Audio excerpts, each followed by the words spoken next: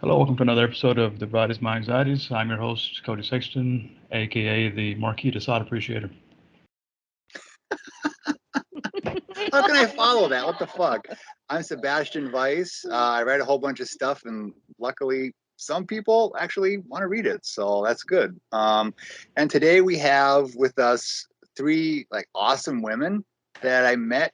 I forget how I actually stumbled across you three ladies. I think I was fucking around on Twitter, and I saw oh, I'm gonna check this site out, and I'm like, this looks pretty neat. This looks pretty cool. So I think I sent you something thinking like, well, we'll see if this is their flavor of, and you just turned out to be so cool, like such cool. And then so obviously I was on your podcast, and I was like really concerned, like these are such nice ladies, like this is gonna go sideways so quick, but it didn't. And so yeah, I had to have you three ladies on to shoot the shit, kind of if you have stuff to promote and all of that. And so yeah, introduce yourselves and just we'll let the discussion develop organically. Okay, I guess. My name is Tiffany Storrs. I'm the editor-in-chief at Roi Fainéant. And I, in addition to publishing other people's work and promoting other people's work, I do my own writing. And I actually have had a couple of acceptances recently. So I've got a couple pieces coming out that I'm pretty excited Where about. at? I don't know if I can say yet. Because some people are weird about that. So I'm waiting to announce. And there's also with the one, there's like a website issue or a server issue. So I'm not 100% sure like when that's coming out. So I'm going to hold off. I'm sure I'll be bragging on Twitter when the time comes. But yeah, I do a little fiction writing. And that's basically it. And I'll pass it off to the other ladies. Right. I'm Kelly Scott Reed. I am the assistant editor-in-chief at Roi Fainéant. I am also a yoga instructor, as well as I write songs for my husband's band with my husband. Mostly that's the writing that I've actually done the most of. Currently not working on anything but something for a little charity that's coming up. So I've been working on some stuff for submission to that. But otherwise, that's me. So are you talking about?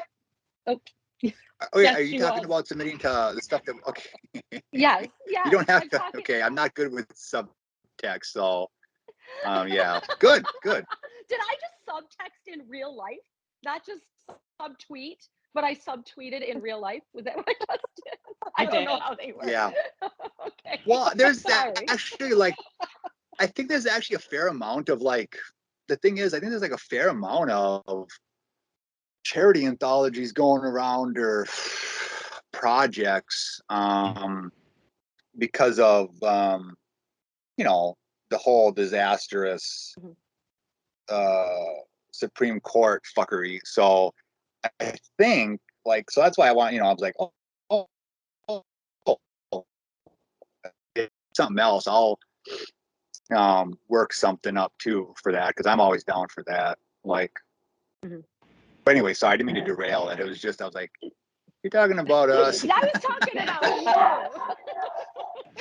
you. And while we're on the topic, I do have something coming your way for that as well that I'm working on. So spoiler alert. No pressure. We're just gonna send you tons of stuff. Well, I don't even know if it's that good. It's super dark, so I don't know, but I'm gonna throw it at you, and we'll see. We'll see what happens. You haven't read my stuff, have you? No, I'm just kidding. You have. You read my latest piece. You know that we're down with dark. That's all I do. It's a stray. I think it's a little bit of a stray from my norm, so maybe it's just that I feel weird about it. I don't know, but we'll see. I'm interested in feedback, even if you don't like it. Always interested in feedback. So. Okay. All right, and me. Yes. That leaves me. My name's Marianne Boretsky-Peterson, and I'm the lead editor with Roi Fainéant. And honestly, I am one of those people who stopped writing for a very long time. And I haven't picked it up back again. But Tiffany pulling me into this world is maybe changing that. So we'll see if I doubt I'll have anything ready for you guys, but we'll see. It comes and goes. Yeah, I mean, I don't feel too. I mean, people always say you should do it every day or something. I mean, I don't know. There comes a point when you do it so much that you go over the precipice of madness, and then you need like a break. Like that's Cormac McCarthy. I mean, he wrote Blood Meridian, and then that kind of broke him for a bit. And yeah, he's got something new coming out, like in 20. What is it, Cody? It's like December, I think. He's got like a 2 books come out in a box set. That's Yeah, the I'm not first sure set that. since 2006. Yeah. Yeah, I'm not sure that's Yeah, I updated. mean, yeah, I mean that's his opinion is you should only write something like if at the end of it you're like broken, like broken. So yeah, you need a break from it. So I mean, I totally appreciate that because you can get burnt out, you know. So, but anyway, I wanted to commend you because all 3 of you, I'm sure all 3 of you share the same account. Like you do those nice bites, or those nice bites, and it's really well done. Like it's really like well done. I don't know who puts them together. If the 3 of you do, but it's Tiffany. done. That would be Tiffany. It's good. Tiffany. It's really well done. Yes. Thank you. So I have a background in marketing actually. I was a freelance marketer for on and off for about 10 years until the freelance work dried up. Also, I found that doing a lot of marketing writing can sometimes impact my creative fiction writing, which it's always a trade-off. But like you were talking about burnout, like if you write for 8 hours for websites or whatever, like sometimes you don't want to come home and write your own shit. So but I did do that for a long time, and I learned a lot about starting a business. So I think when I approached the press, I was really looking at it like starting a business. So I had a color palette, and I had a design in my head, and I had like the foundation of how I wanted everything to look. And that was super important to me. So thank you so much for recognizing that, because anytime anybody is like, wow, I love the design, I'm like, oh, that's awesome. Because it took Yeah. a long time. And people are usually just like, oh, there's words on it. Great. And it is about the words. Don't get me wrong. But every once in a while, I'm like, yes, somebody Yeah. digs It's mine. absolutely. And I have to give her tons of credit because, like she said, she came at it with this focus that was kind of humbling because I love that's what I thrive on. I thrive on someone's idea that they have, and I like to kind of help along with that. When she brought the idea to us, I was expecting the normal thing, which is someone coming in with okay, this is my idea, so how are we going to make it happen? But that's not. No. This was a fully formed, beautiful, structured, and precise with a goal and a mission in mind. So it was really fun to get on board with that. Wouldn't you agree, Marianne, that that was like very intoxicating? It was quite a surprise. I didn't think that the plan was quite fleshed out that much. And I think you said it before too. It's like, great, I'm gonna be expected to do some work here really soon. I thought this was gonna be a little further in the future, but no, we just jumped right in. Yeah, Kind of awesome. Yeah, that's how it goes. I mean, people need to. I mean, you know, as all 3 of us like do press work. Yeah, you need to be told that behind the scenes. I mean, what people see, like there's a lot of behind the scenes stuff that is, a lot of work. So I see the picture, the nice little bites that you put out, little snippets, the teasers and whatnot. And to me, it looks like, wow, that looks like it'd be easy to do. But in the back of my head, I know it's not. I know there's a lot of work that went into it. So yeah, it's good to tell people like, yeah, because it's, you know, you plug something away, you know, you pound away at something, and sometimes it feels like throwing something into the in there, like you don't see much. Every once in a while, somebody will notice it, and that's when it really is like, wow. That's where the really cool parts come in, I would say. So yeah, and Absolutely. you ladies are really great at like engage. You really, like, are really cool with like engaging with the community and stuff too, which is like really refreshing because, you know, a lot of the stuff on Twitter is just so soul crushing, right? It's like people bitching about different things, and it's like, ugh. Where you ladies are just, you don't do that. You'll post like cool things, or yeah, just cool stuff, like just all around. I don't know what else to say. I'm rambling here. I probably shouldn't do. No, it was, I think the vision from the start with Tiffany was very engaged. I think as someone, Tiffany does done a lot more writing than Marianne or I, but right from the beginning, she didn't want to treat writers the way she had been treated. Am I speaking for you? I'm sorry to speak for you, Tiffany, but Oh, I you're good. think, I yeah, think, well, and I think too, I discovered like literary Twitter during lockdown, like the initial phase of lockdown. I didn't even know it was a thing. I was completely unaware of most of these small presses, and I actually didn't come to it looking for small presses. I came to it because I had written a collection of short stories, and I was looking for other writers who were in the process of trying to find agents. I wanted to know what their experiences were like. During that process, I found an entire community that, again, I completely was unaware of.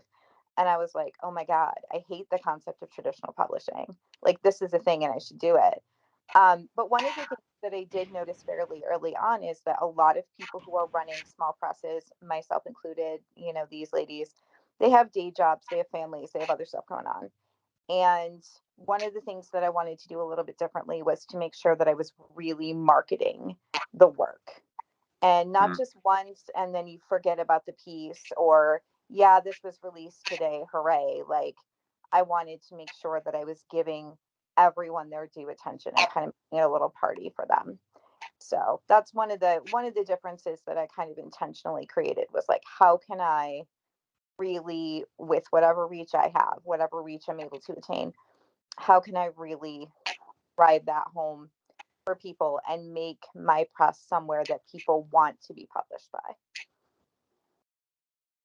Yeah, that was the idea behind like Outcast Press too. Is it sort of, it shares the same like DNA as, like, I don't know how you ladies do things, but in my mind, I have a catalog of how I was treated in various ways, and then I'm like, well, I don't want to do that. I want, you know, and if, you know, there was a hole in the market, so I'm like, all right, I'll do something, and I kind of went into it with the mindset of, how can I be as like, how can I give people the most bang for their buck, and still be able to keep the ship afloat, but also treat authors with as much respect, and give them as much, you know, the fairest share that they can, you know,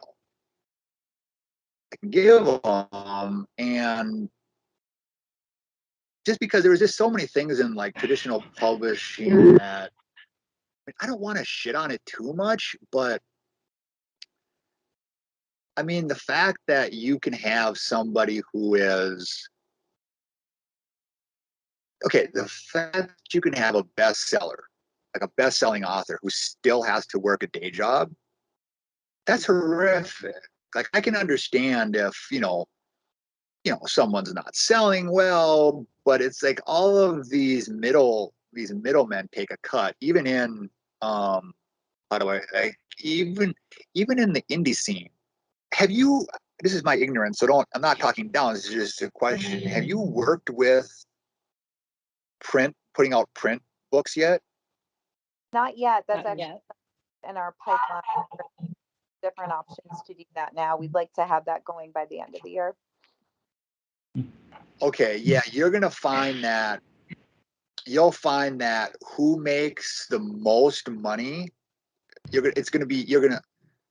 get depressed. I mean, I'm just preparing you for a depression of middlemen taking about 90% of it.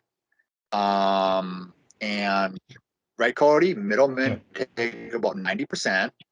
The people doing real work, like the writers who do the bulk of it, and then the publishers that do a significant amount. But let's be fair, it's the writers that gave the mostly polished material. They get the dick. So even then, it's like you'll find that out. Like we get reports, and even then, it's like. I mean, I don't want to rag on it too much, but it can get to a point where it's like, wow, this person's actually selling really well, but they've got so little to show for it. So I can see why somebody would have to sell hundreds of thousands of copies just because they're making like pennies on the dollar, and everybody else is like, but yeah, you'll see. So, but yeah, if you need guidance when it comes to that, I'm not saying you do, right? I'm not. But if you do, yeah, hit me up and I'll kind of, because there's different ways that these places can try to screw you over. You got to kind of leapfrog around. Right? And working with, I mean, just be prepared. Working with Amazon, right, Cody, is a nightmare from the publishers. And no, it's not surprising at all. But yeah, so I just keep your expectations at a manner of, yeah. But no, I can definitely say you ladies definitely do right by, yeah, I see you promoting constantly, which is, I think, what I hopefully try to do as well. And it shows through. It definitely shows through. So Thank you. I appreciate that. Definitely will Thank be you so much.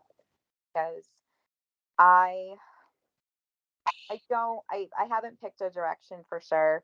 We're kind of in the looking around and like pricing things out stage of that process. There's actually a couple different ways we want to go with it. We're going to get into some chat books and doing things like that, which I know will involve Amazon. So just bracing myself for that. But also, we have in the works print magazines that we want to do quarterly.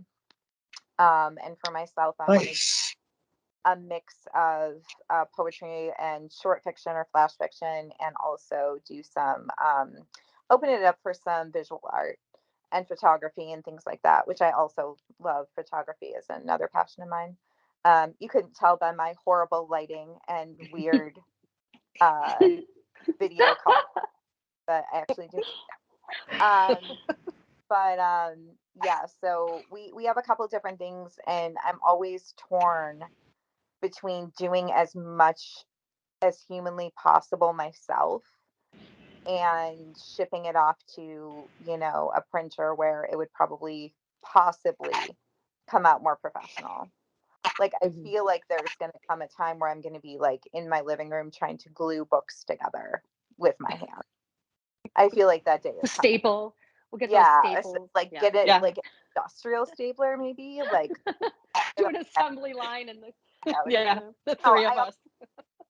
I'm also like a freak for aesthetics, so I don't, if it doesn't come out right, I'm just gonna be like, I'll scrap the whole thing. So I'm not 100% sure. I like to keep my hands on it as much as I can. I don't, not that I don't trust other people. I don't know. I was raised, if you want it done right, do it yourself. So I just do it all myself. Yeah, and Really they're takes going me to out be, yeah. And I think I think the part of the great thing about what you're doing though, Tiffany, is how it does have a polished professionalism. I really like that. It's very professional. Yeah, I'm going to be doing a one as well, print, but it's going to be more noir and horror, which is the genre I like best. I even have a name for it, but I won't say what it is yet. It'll be a surprise. But it's going to be, and I What? might do some. Go ahead. Sorry. What kind of horror? I don't know anything. Throw it at me. Like, I'm not going to be picky. It can be paranormal. It could be, you know, UFO and Bigfoot. It can be anything. Just as long as it fits in with more of a horror or folk tale and noir kind of stuff. So just stuff along those lines. That's the stuff I love the most. Let me know when that's up. I've got some pieces already. I got some pieces in the bag already. So Nice. so yeah. And the hope too is that the printed magazines will be entering a paid market. So there would be compensation for contributors, which is something that I firmly believe in and something that I've wanted to do for a long time. So we have things in place. We're making strides so we can do that for people, because people should be compensated for their work. I don't believe in free labor. I understand that people don't always view their writing as labor, but I personally think that it has It value. is. I want to make sure that people are compensated. Yeah, it's absolutely labor. I mean, we're still stuck in and Cody, you can back me up on this, because like we're still stuck in the Calvinist Protestant mindset of real work has to be something that you hate, right? We still have that ingrained in our psychological DNA that it's only work if it's suffering. So suffering and work are intimately tied. God forbid if you fucking enjoy it, then it's not work, then it's just a hobby, you know? Mm-hmm. Like Cody and I, we know a guy, and he views it like that. He's like he doesn't view like creative endeavors as like work, and it's like, no, it's work, motherfucker. Like if you sit down and write a piece, like you have to think about a lot of different things, and you edit it, and there's a lot of fun things that are go on about it, but it's work, you know. I mean, it's certainly more, okay, how do I put this, it's certainly more work than being some administrator pushing around papers, right? Or some hedge fund man, Filling or out Excel right? sheets all day. Yeah, or like what's a more value? Yeah, like what provides more value to society, like writing and movies and music, or some hedge fund manager rapidly Exactly. transferring monies for digits, making nothing, right? Yep. So no, absolutely, Tiffany, you're on the right way. It's like people need to view it as work. Absolutely. I mean, people shit on. I mean, I remember people were shitting on, like, you know, on back when Napster was up, and some artists came out with, you know, but it's like, no, like this shit as it's art. Like what Metallica put out, it's,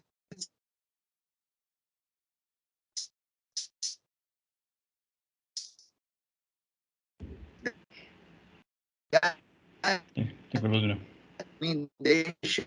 Sorry, I woke from a nap like an hour ago. So, and it's really like hot here too. I don't know. It's like started to like change. I'm in Indiana, so like the weather changes. Like one day it's like 90, and the next it's like 50. It's bizarre. So, We have those but About same like us, swings. yeah. Yeah, it was 30 last week and now it's 80. So it's, same thing. Yeah, Torture. exactly the same. No, I wow, think yeah, you're right on about what you were saying, though, about the way that writing is viewed, the way that art is viewed, as being less worthy in terms of at least financial compensation. You know, when I was 17, 18, and I was thinking about college, I was actually in a relationship with a writer at that time, and he told me, he's like, make sure you don't go to college for writing. He's like, because there isn't any money in it, and it's not something you're really supposed to do for money anyways, but go to college for your backup plan. And I think the older I get, the more I realize that there really is no backup plan for me. So whatever that dooms me to financially, that's where we're at. But Right. See, I've always thought, I mean, not always thought, but for a long time I've thought like the really important lesson is when people try to play it safe, it's like, listen, you can fail at something you hate, so why not fail at something you love? Yeah. 100%. You know, you can be working at I mean, ask all the people who worked at General Motors for all the time who then got left out in the cold. Something.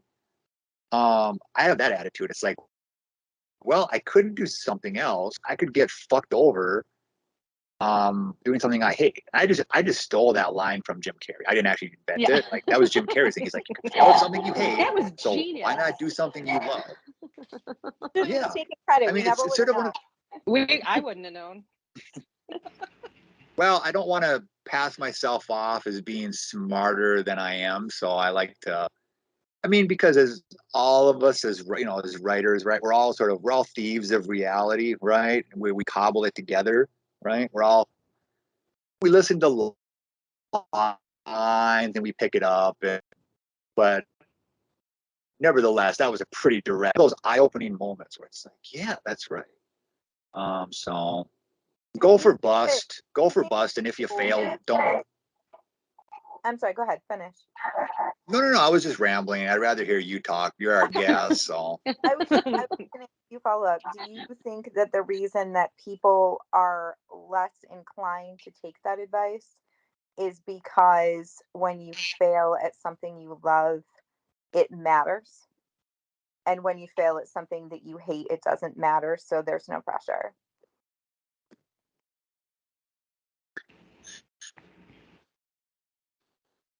Yeah, but you just die anyway, so it doesn't matter in the end anyway. So Yeah, I was never one to. that's comforting. I mean, people find that depressing, but I think it's comforting. It's just like do what you want to do, right? You're just gonna die at the end, and then the universe is gonna implode on it. Like, do what you want to do, treat people right, live by a certain code, and then you're gonna die, and history's gonna wash you away, and people are gonna forget about you. Have a good time. Have a good time all the time until, I mean, I don't know why that's a particularly depressing message. It's kind of liberating and very zen too. Yeah. Agreed. I think the biggest reason Anyway, so people what do you don't do it ladies? is, go ahead. No. You were talking, so go on. I was going to say, I think the biggest reason people don't do it is because they just can't afford rent. And then, I mean, I guess it would hurt more if you fail, but those people probably have their identities wrapped up in something that they shouldn't in the first place. Agreed. It's really easy to go into the safe direction. I talk to the ladies all the time about how I had dreams, being an actress, and I had my daughter very young, and that kind of stopped that. So I had to shelve that because I had all this financial responsibility and to go into this really off-putting direction that I wasn't really quite ready for. So that kind of delayed everything. But like you were saying, I still am trying. Like when Tiffany brings the idea to be like, all right, I'm just going to do this. I have to do this. This is a great, wonderful idea. And if I don't, the worst that we can do is nothing. We're the only ones who are enjoying this. I've said that multiple times. We have so much fun together. So we're enjoying the time we have together in spite of the actual work. There's all this connection. And that's meant a lot to me as well. It's not just the outcome, but the endeavor itself that can really bring a ton of satisfaction for me. And I think I mean, I'm sorry, go ahead. I keep interrupting. No. Sorry, it's okay. No. Interrupt all you want. You're our guest, so you should have the most airtime. Go on. Oh, I was just gonna put up what Kelly was saying and the question that I asked you. The reason I asked that actually is because I feel like when I started the press, one of the main reasons why I did it was because I was a nobody. Like, I wasn't everyone's favorite writer on Twitter. I didn't have 5,000 followers. I think I might be close to cracking 350 now, which is really exciting for me. Like, a lot of my writing was for myself. And when I did publish, it was very small. I didn't make a big deal about it. And it was really few and far between. Writing has always been this very private act for me. So when I started the press, I was like, you know what? My initial thought was I should probably wait till I have a following and people are going to care about what I like and people will listen and it'll go further. And then I was just kind of like, you know what? If I fail, it doesn't matter. It doesn't matter because I'm nobody. No one knows. No one's going to know I failed. Like there's no pressure. There's no embarrassment. Like, so I just went for it because it didn't matter. If I was successful, great, I'd be successful. But if I failed, I got to hang out with these two. We did some stuff. That was it. But even if you get big and you fail, you can think about it like this. You know, at least you entered the battle arena, right? It's no shame to step. I mean, in anything in life, there's only one guarantee, which is if you step into any endeavor, you're going to get kicked around. So it's no shame to get knocked down flat. And yeah, the critics can point from the bleachers and chastise, but fuck them because they're not in there with you, right? They got no skin in the game, right? I mean, this is the thing I take away is I only listen to critics who also have the skin in the game, right? Other writers, other publishers, if they have something that they want to bring to me because they have a skin in the game. But if it's just some jerk off, like I had some guy on Twitter, I think for some reason, he saw I had a cowboy hat on and he made what did he say? I don't know. I'm just like, who the fuck are you? Right? Like, I mean, so that's the thing is,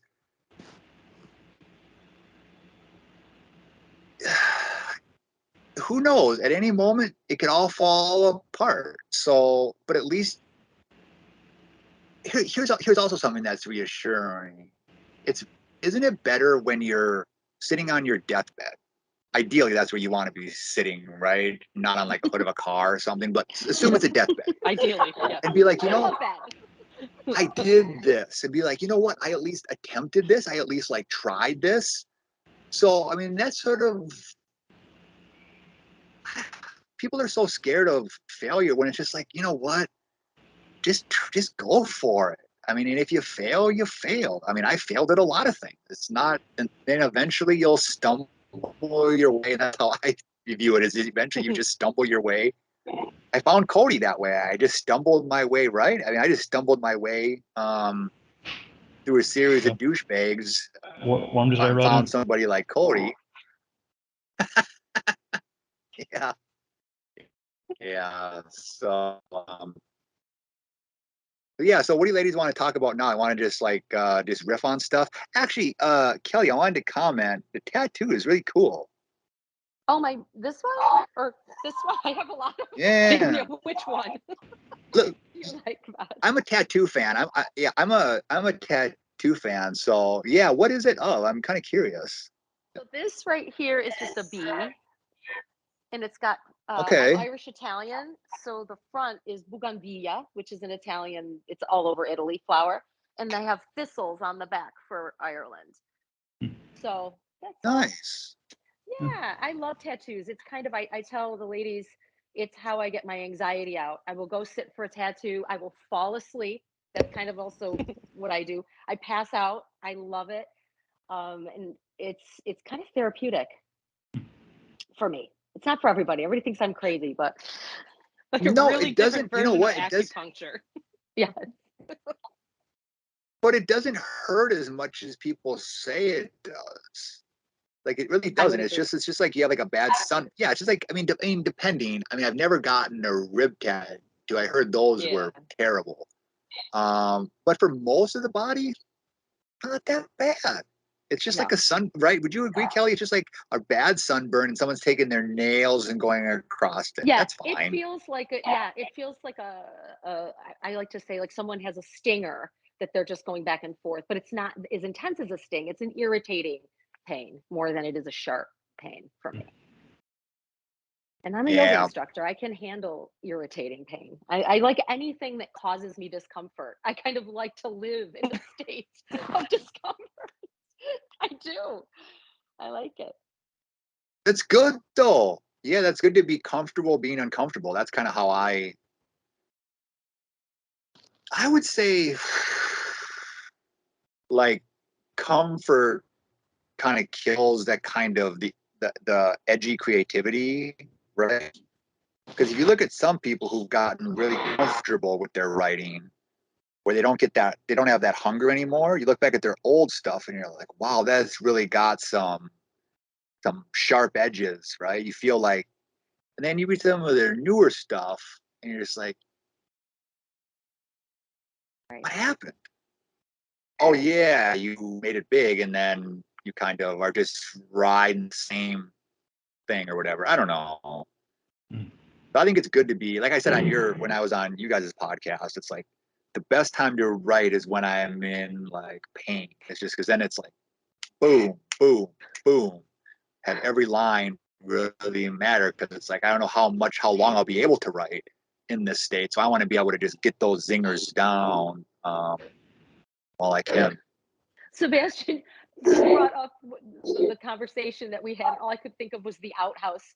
How we were going to put an outhouse above his story. Because remember, you were telling us that great story about how you write. You got very candid with us, and then we were going to put your story with an outhouse on top of it, just to kind of signal to you that we were thinking about your story. Yeah, I mean, I can just tell it. I've told enough people. All right, but you tell it. Yeah, Cody, I probably told you this, right? That so most of my poems I've actually written. Like when I write poems, I've written them while I've had like horrific diarrhea. So I'll be on like with my tablet and I'll be typing my poems out on there and then I'll translate them back on. Right. So like the thing was, yeah, I was telling the ladies that towards the end and I'm like, well, fuck it. Might as well just reveal.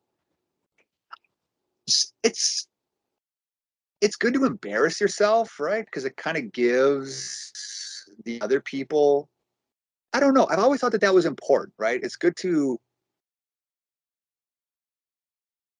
embarrass yourself, reveal something human about yourself. People present themselves one way and then they're another. And it's just like you think somebody's really cool because they've got a certain image. And then you listen to them talk and you're like, you are boring as fuck. Here you have I don't want to name any names, but there's just people where I'm like, wow, I bet this guy or this gal, I bet they've got dark edge and whatever. And then it's the complete opposite. I mean, I don't want to say, the person that comes to mind, I'm not shitting on this person because he sounds like a really nice guy, but like Alice Cooper, like his stage persona is markedly different from when you talk to him, like a super nice guy, but wasn't he friends with like Bing Crosby or something, and they would golf together?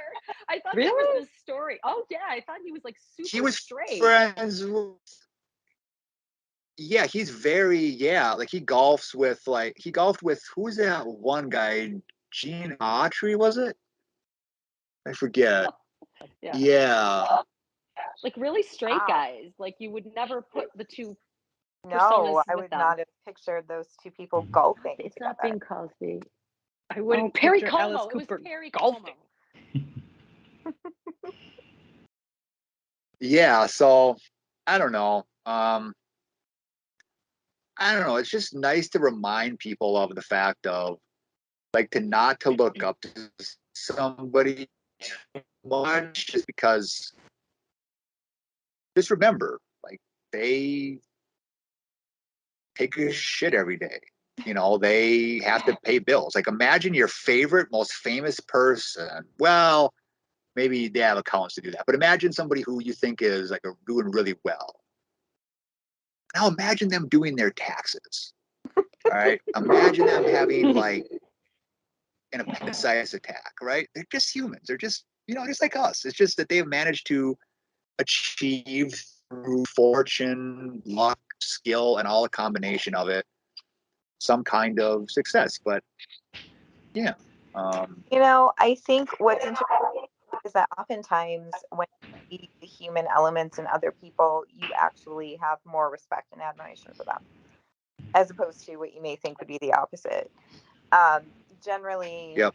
perfection is a pretense. It's usually calculated. It's something that you kind of drummed up for yourself, and okay, this is who I'm going to be. This is how I'm going to present myself. Typically, that's pretty easy to read, at least for me. So I'll be like, yeah, that wasn't genuine, but okay. Like I might let it slide if I like you, but you know, I can tell. Um, but I think that what creates connection and the way that that also, you know, kind of ties back to writing is that the writing that sticks with me is that which is most raw and real. And I think the people that stick with me are the people that are willing to be as raw and real as they possibly can. So I think there's definitely some tie between the way that we think people are and the way that they actually are with the way that they actually are being what we're actually looking for. I know that came out weird, Yeah. but you You get what lost I mean. me. Listen, that sentence did not make any sense, so I'm not surprised. I thought I was But You're with you, but you're you looking lost at me at some the end. yeah, you're looking at for people without that mask, right? That don't have that veneer. Yeah. yes,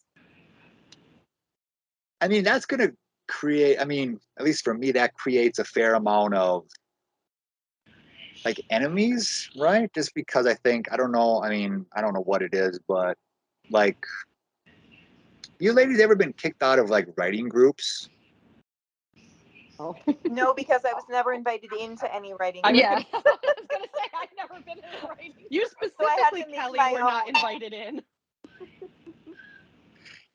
In a way, you're not missing anything.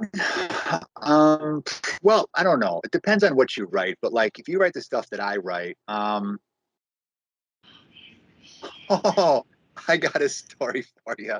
I might, Kelly, if you're gonna do something surrounding fairy tales, I might have to. I still have the fully formed idea in my head of what I wrote in high school, and before anybody says Ramstein did it, fuck you. I did it first. I did it in high school. I did this in high school. So before the music video, I did this. I swear to God, I watched the video and I'm like, how the fuck did they? Okay, anyway, when I was in, so I went to Catholic school. I went to a Catholic school, and they had. I love telling this story. It was we had to turn in a short story. So I'm like, oh, okay. So I did a spiff. I did a spoof on the Snow White and the Seven Dwarves, and it was Snow White and the Seven. What is it? Snow White and the Seven Degeneracies? No, it wasn't that. But it was basically what happens is it starts off where Snow White comes to the door, and basically kind of like kicks down the dwarf's door, and she's a coke fiend, but she's also like a sexual sadist. She's like a sadomasochist, not masochist. She's like a sexual sadist, right? So she's like a sexual predator, and she's got dedicated fetishes. She tortures these poor fucking dwarves with various, you know, pegging, ball torture, whatnot. And then one day the dwarves are all in the line. They come back, and she overdosed. They find her, you know, she's bleeding from the nose because she drank too much. She fucking did too much coke, and she's dead. But they suspect that she um, might come back to life. So they put her in a glass thing out, and then they hide in the bushes. And then when the prince comes out, then they Julius Caesar him. They just stab him to death. And that's how it ends. And I thought that was a happy ending. They got to finally be free of this wretched woman. So I submitted that, and they called me down to the principal's office, and they're like, yeah, you have very like and so I got in trouble for that. And so I had to do another story. So I had to do another story. So I was like, It's awesome. all right.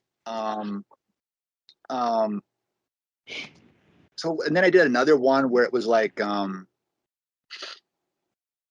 was it? It was, I always found the notion of superheroes kind of stupid because it seemed like it was contrived. And so I'm like, what about a superhero that manufactures crime, you know? So then I did that. And they didn't like that either because it was like That's a great one, though. Wanted to be a hero, so he would like pay What about off. Batman?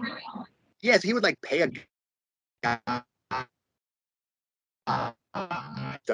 he's just a capitalist shell. He's just a status quo. I have a whole riff on this. Joker's the real hero in the whole situation, but no, he would pay off some guy and be like, hey, you know, when this woman comes down this alley, mug her, and then he'll tell the woman, hey, walk down this alley. I mean, it's more sophisticated, and then he'll step in and be, oh, like this either. And it's like, fuck you. Like, what do you want? I'm not going to write your Christian shit. Like, not what I write. But Jesus is a superhero. Yeah. That's what they think. See, I don't know. I mean, that's weird to me too. I've always thought it was, see, even in like Catholic, I thought it was weird that like why somebody is praised for dying for a cause. Like, it's like, what, to me, what makes an act heroic is not that you're going to die for it. That's fucking easy. It's easy to die for a cause. It's a whole lot harder to live for one. So I found Jesus completely uninspiring. I found him not inspiring at all. Like hanging on the cross, dying like that. I found that a complete joke. Yeah, So, I don't know. I went to Catholic school as well, and I always thought it was a way that they could control people by making it glamorous to die for the cause because you're part of the cause. So it's just one step into extremism. Like you've got, here's your martyr, here's your person who died. What would you do for someone who would do that for you? That's how I always saw it. Setting them up to sacrifice themselves. Mhm. It's much easier to lead people, like you're saying, Kelly, if they're willing to sacrifice. If Jesus sacrificed this for you, like you said, what are you willing to sacrifice for him? And then it all just comes rolling in. It kind of all ties in with the concept of humility and how deeply entrenched that is in religion, because there always has to be like a little bit of self-hatred on your part to get you to go along with all of it. I feel like, like if you were told that you were worthy and that you were powerful and that you as a human being could accomplish whatever you wanted in terms of a religion, then you wouldn't have any use for the religious teachings. So yeah. So, I mean, going to Catholic school, looks like there's, Kelly, you said you went to Catholic Yeah. school. They're very detailed crosses. Did you ever notice how homoerotic they are? You look at them, Yeah. they're very I always homoerotic. thought I pointed Jesus that out. was I'm really like, hot, you know. I didn't go to a Catholic school, but I was yeah, raised right. Catholic. It's So sprawled out. they have them in the church and in the school. I didn't go to Catholic school, but I had to go to the school of religion once a week, and it's the same thing. Yeah, you're 100% right about those. We're hanging Yeah, a and torture I device remember I was around our talking to necks. yeah, and I was like, I remember I told the priest that I'm like, for a church that's like against homosexuality, but not kitty fucking, like, look, I said, just look. The guy's got like a loincloth around him. He's ripped. He's sprawled out in this like sadomas. Like if I was gay, I would have an erection, dude. Like I said that to him. Like if I was gay, I would have a fucking erection, dude. Like, and he was just like, oh. And then I got called down to the principal's office again for that because I was making inappropriate comments. And I was like, and this is what I told her. And I told the principal, I said, you know what? focus less on my comments and more on putting their peckers where they don't belong, namely in choir boys' assholes. Mom got a call. She got a lot of calls. Mom got calls. Oh yeah, I just talked to her like I was just talking to her and she's just like, oh yeah, it was like every couple days I just expected a call and I just be like, all right, what is it? Like, all right, fine, whatever. But yeah, I told you ladies some of that, like back in the golden days. Cody, reminiscing how the youth of today get to miss out on robbing vending machines and cigarette machines. Like what a great time that was. Oh. Yeah, no surveillance, nobody catching it on film. Pretty great. Thank goodness. Yeah, before like Instagram and everybody taking like pictures of everything, you could just, it was carte blanche to be a rapscallion, right? It was great. There's Polaroid. Polaroid was my weapon of choice for nudes. Remember those? I would do fancy designs behind. Like I would take a nude and then I would swirl the outside of it before it developed, so it looked like I was like in Starry Nights by Van Gogh. It was insane. We got away with so much. It was great. The good old days.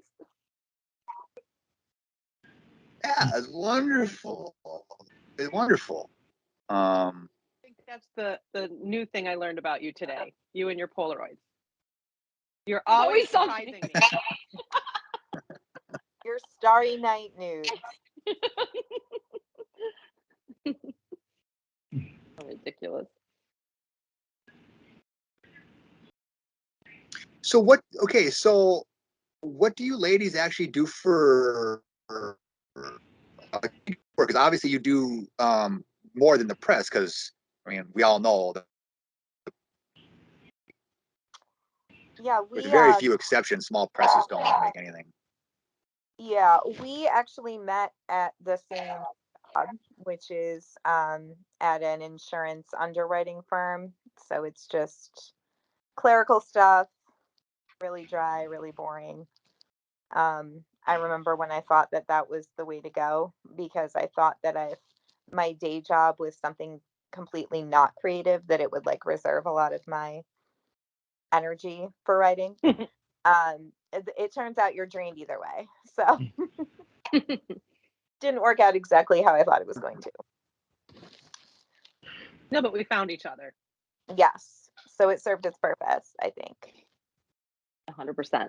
So I jokingly, I was the hiring manager for these two folks over here. And I said that I hired them because I wanted friends at work. That's why I hired them. I'm like, oh, I'm going to like these two. I'm going to like hanging out with them. And then I quit to do yoga full time, which was my dream, to teach full time. And the pandemic came and then all the studios shut down. So I went back to work and then we all kind of hung out more and in the same workspace, and I don't know, kind of blossomed into something great considering it's a shitty job, frankly. 100%. Yeah, that's pretty. Yeah, that's awesome. Yeah,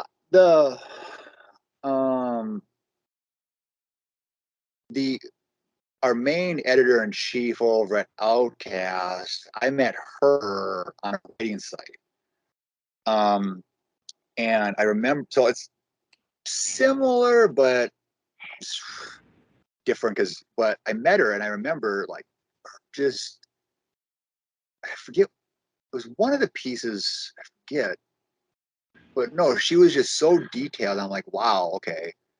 And so when I was eventually permanently banned from the site, I told her, hey, her and then some other person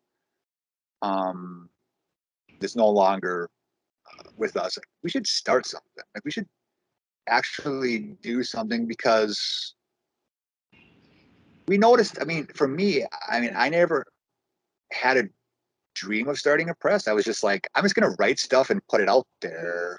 But I noticed a whole bunch of caveats, right? Like I get a lot of places places aren't gonna like. That's fine. I don't have to be liked by every place, but like I would stumble upon too many places that were like, oh, we like dark fiction and edgy.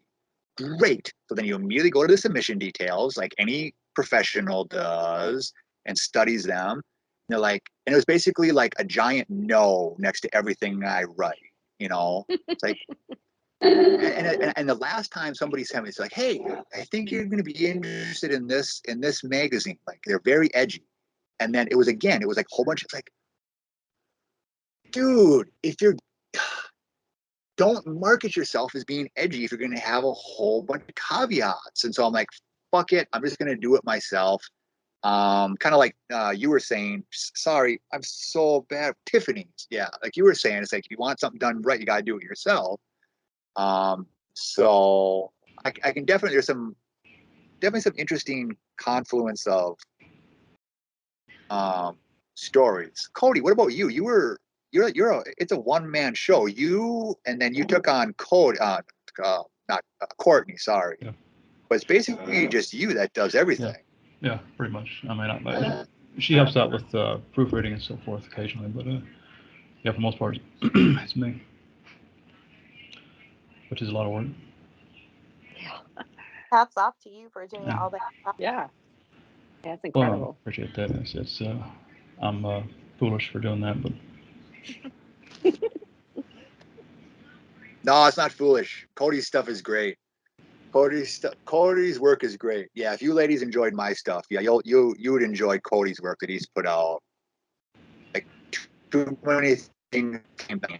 I mean, that's the book that probably one of the best books I've read in the last 10, 15 years because it's got that candid honesty to it, which is so refreshing.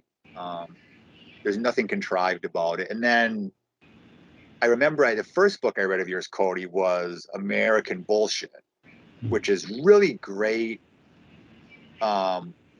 political commentary.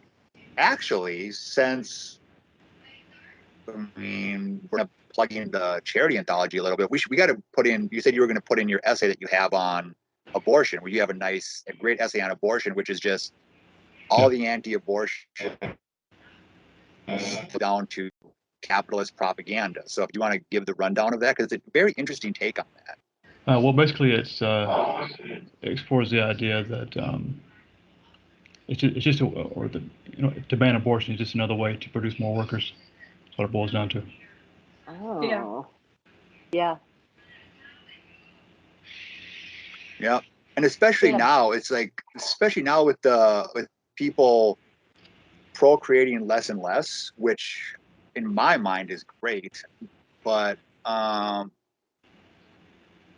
that's my hypothesis for why it's Roe versus Wade is going to be overturned, is because the prediction was, oh, everybody's going to be stuck at home more. They're going to be fucking more. So they're going to, and it just didn't happen. But you got to keep the machine going. So, but I'll tell you this though. Like, I probably can't. I don't think I can officially announce it yet, but I should have a piece that I submitted a while back that should be in an anthology. I wish I could name it, but I don't want to step on anybody's toes. And it was basically a chauffeur for women to get illegal abortions during the late 60s, early 70s, right before Roe versus Wade was passed. And for that, I did went on a lot of rabbit holes of illegal abortion procedures.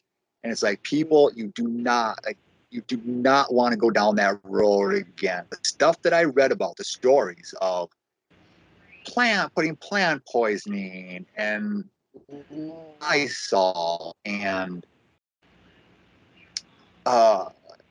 I think it was like Frank Sinatra's, what is it? His mother-in-law was doing them in her fucking basement. Isn't that something? Isn't that a thing? Was that a thing?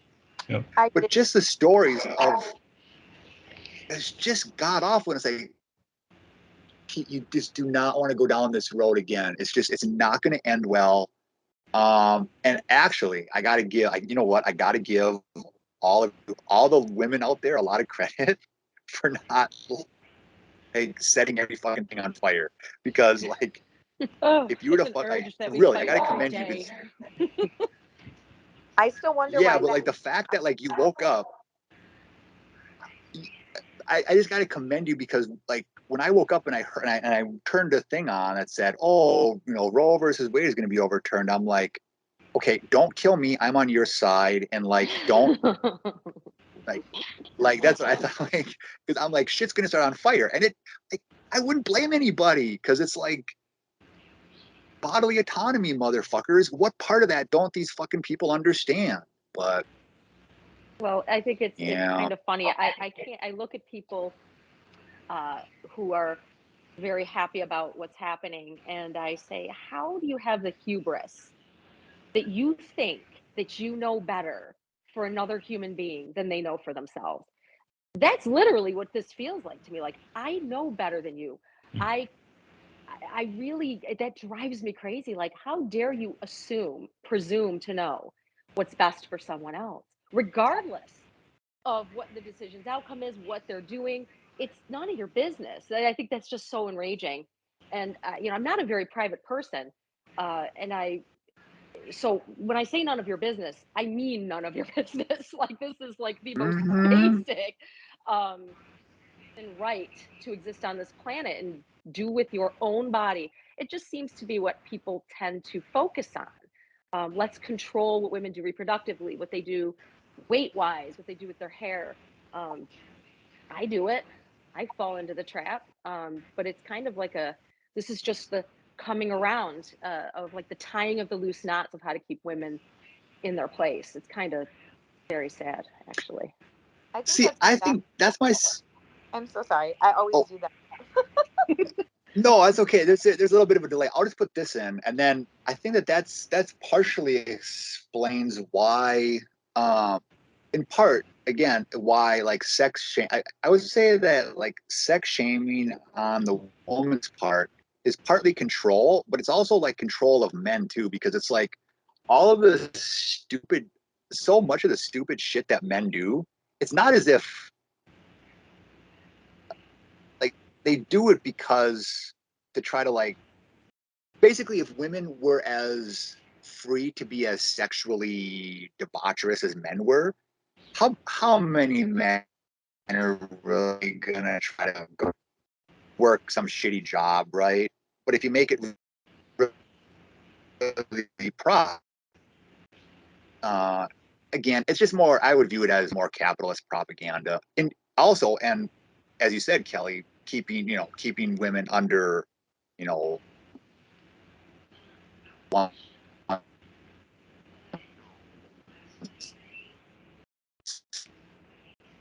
thumb.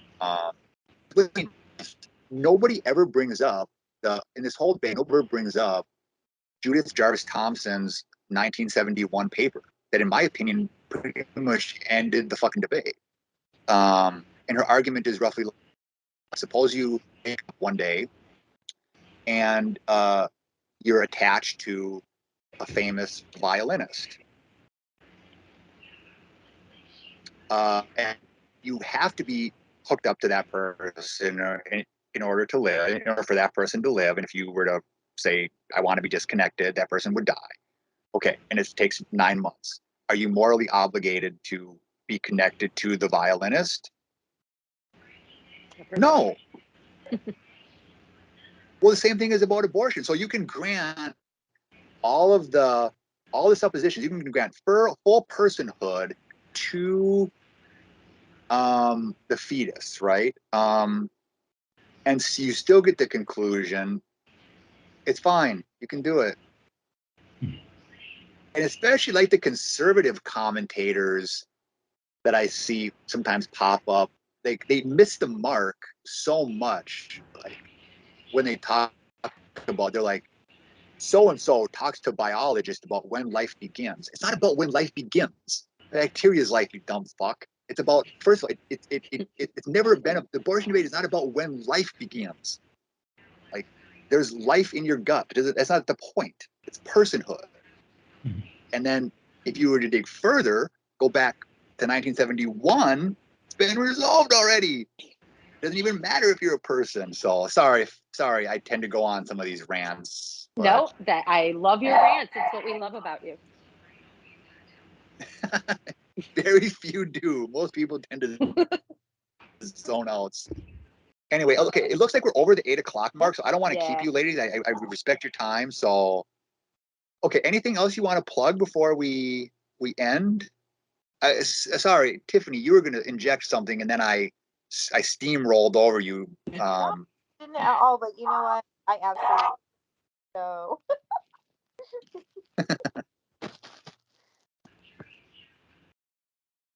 All right. I just want to thank you so much ladies for want to having plug? us. Yes, This has thank been you. really awesome. Thank you for reaching out. Thank you so Thanks much for coming on. It was an honor. Yeah. No, Nice it to was meet our privilege to have you on. Yeah, it was great. Yeah. All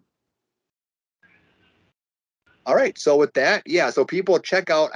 You know what? I can never pronounce. I'm glad you pronounced it once. How do you pronounce the name? It's got this nice Roi Fainéant. flair to it. Roi Fainéant. Okay, so folks, check out Roi Fainéant. These ladies are great, right? If they're gonna accept my stuff, right? Like, don't worry about it, right? Submit to them. They're awesome. You've seen that they're awesome on here, right? They're super nice, but they also, yeah. And then also just to plug, we're gonna have. I'm gonna mess up this guy's last name. What's it? It's Matthew. I think it's pronounced Help me out, Cody. Yeah, we'll have Matthew McGurk on Friday, and that's a live episode, right? Yeah, we're live. Yeah. We love Matt. All right. Yeah, Matt is great. Have a good time with him. Yeah. He's awesome. He's a great promoter and supporter of the indie scene. Awesome dude. So, all right. So, yeah. All right. So with that, I guess we'll sign off then. And yeah, definitely check out Roi Fainéant. Did I get it? So close. Roi Fainéant. Fainéant. Okay. So I got to think of filet to get the pronunciation. I'll think of. So okay. Or Funyuns. Sorry, I'm. Okay. Anyway, check them out. It's well worth your time. The work is top notch. All right. I won't keep you ladies any longer. All right. Thanks for being Bye, on. Cody. It was a blast. Bye, Sebastian. Nice to meet you. Much. Have a good Bye. night.